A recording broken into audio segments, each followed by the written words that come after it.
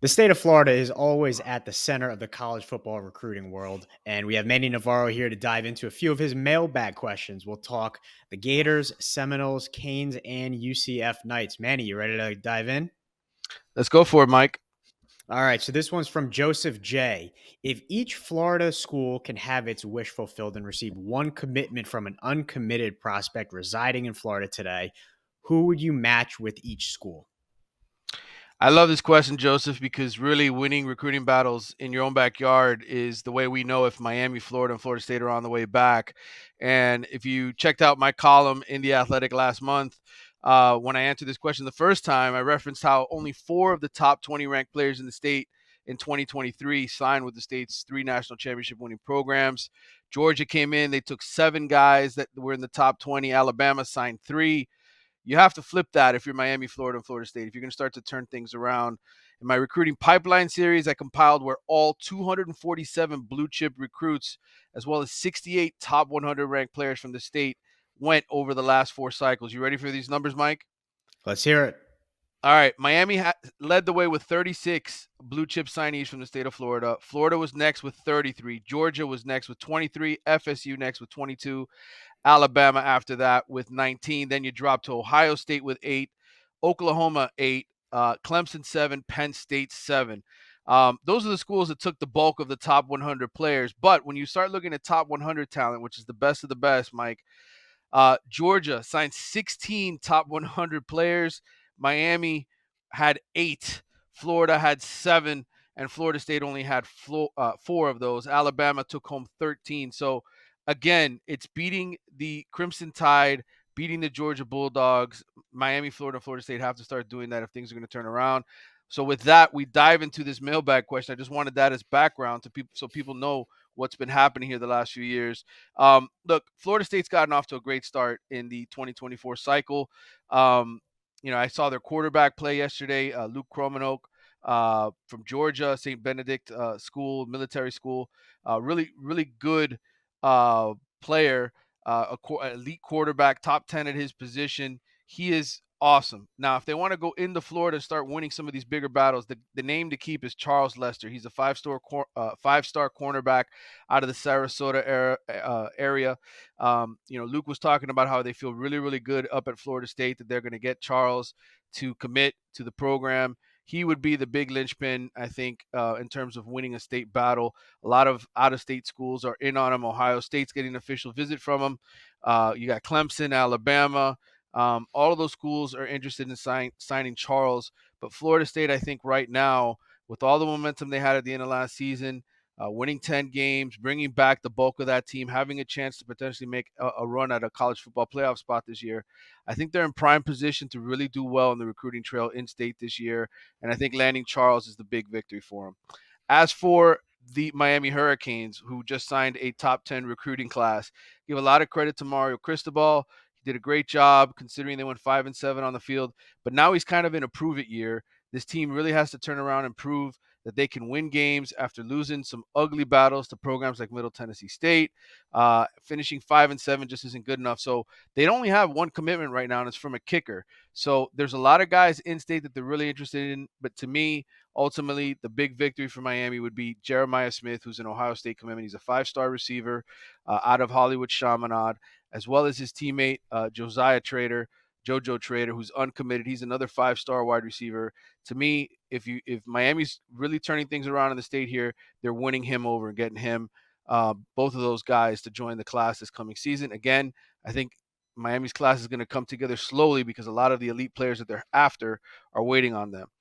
For Florida, look, they had another, relatively bad season, just like Miami did last year. They did make a bowl game, but it feels like that turnaround in Gainesville with Billy Napier is going to take a little bit longer.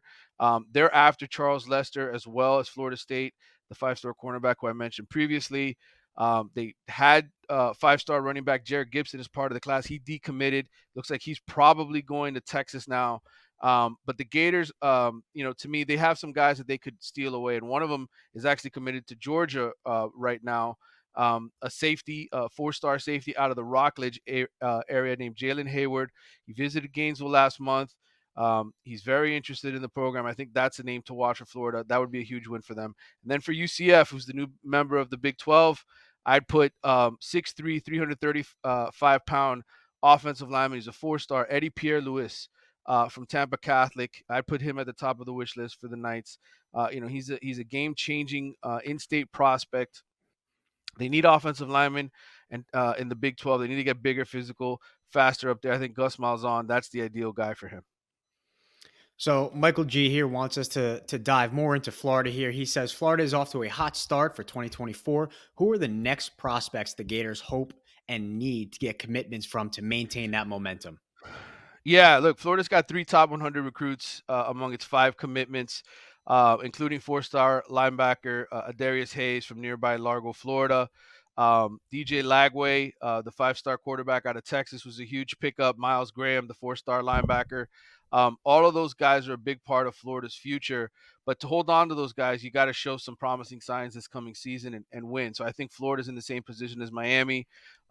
They kind of have to prove it a little bit this year in the second seasons with their new head coach. A lot of interesting targets for the Gators, a lot of guys that they're in on. One of them is 5-star safety Xavier Filsame from McKinney, Texas. He's supposed to be at the Florida spring game on April 13th. You've got 4-star edge rusher Jamonta Waller of Picayune, Mississippi Memorial High School, scheduled to take an official visit to Gainesville on June 2nd. Aaron Childs, a 4-star linebacker out of Maryland, good counsel. Official visit lined up for the Gators June 16th. He'll also visit Clemson, Notre Dame, and Michigan. Ethan Callaway, offensive tackle, 4-star out of Mooresville, North Carolina, Lake Norman. He's been to UF twice on unofficial visits, as well as another offensive tackle, 4-star, Fletcher Westfall from Leesburg, Virginia. He's been to campus twice as well.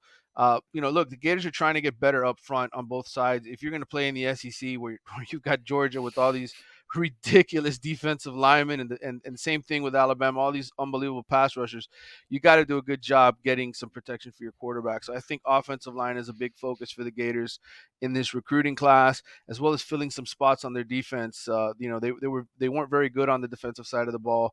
So those are some of the out-of-state guys. In-state, look, I mentioned Lester already. I think Eddie Pierre-Louis, another offensive lineman who we talked about as far as UCF being a big target. There's a 4-star defensive lineman, DeAndre Robinson, and then a 4-star running back out of Tampa, Carrollwood Day, Anthony Carey. He'd be the ideal replacement for Jared Gibson, who I mentioned earlier from Bradenton IMG Academy. Now, this final one from Jeff M. He wants you to take a look into your crystal ball here. And this is no pun intended once you hear me ask this question. It's the season kickoff of 2025, and Miami is finally in the conversation to make a run at a championship because of the massive turnaround under Mario Cristobal that begun with the 2023 season. What needs to happen this year that sets off the chain of events that led the Canes down this road? Jeff, I love your enthusiasm and positivity. Coming off a 5-7 season, we need more of that around here.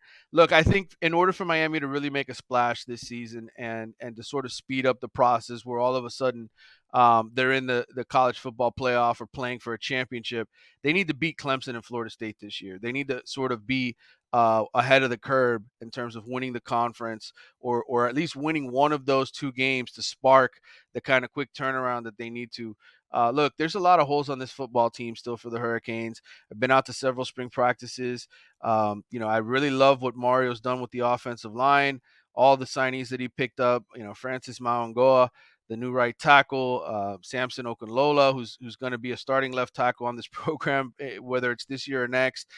He went out and got some really good transfers on the offensive line. I think the offensive line is going to be much improved, and that's going to help Miami be a better football team. But they've got holes on defense, and I think in order to make that turnaround, Mario's got to put together a stellar class this year. They need some defensive tackles, and they really, really, really need some cornerbacks. They lost Cormani McLean to Deion Sanders in Colorado at the end of the last recruiting cycle. They need some wins at that cornerback position. They need some defensive backs. I think, I like the edge rushers that he's brought in. I like some of the size they've got on the defensive line, but they need D tackles, cornerbacks. I think if they do all of that, that sets off the chain of events you want for the Canes to be playing in a meaningful 2025 playoff game.